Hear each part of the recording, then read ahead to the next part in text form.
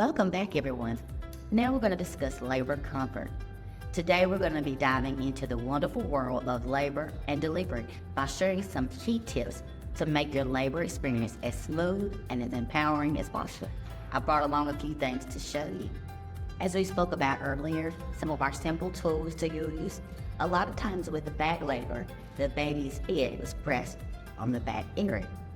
The wonderful thing about gravity that we talked about, and even change of position, is that we move the baby off of your back, more toward the front. But right now, our wonderful birthing person here is having some really terrible back pain. So she calls in her doula, and she says, I need you to help here. So she wants to first try a simple tennis ball, really cheap. And we're just gonna go, up, dang hard. And she will decide what pressure she likes. Simple cool move. Actually covers more. And it's more of a steady up and down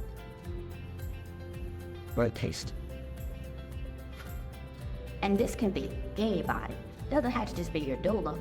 Like I said earlier, bring in someone that is supportive. Birth is not a spectator sport. It's not like watching the Yankees. Everybody knows that.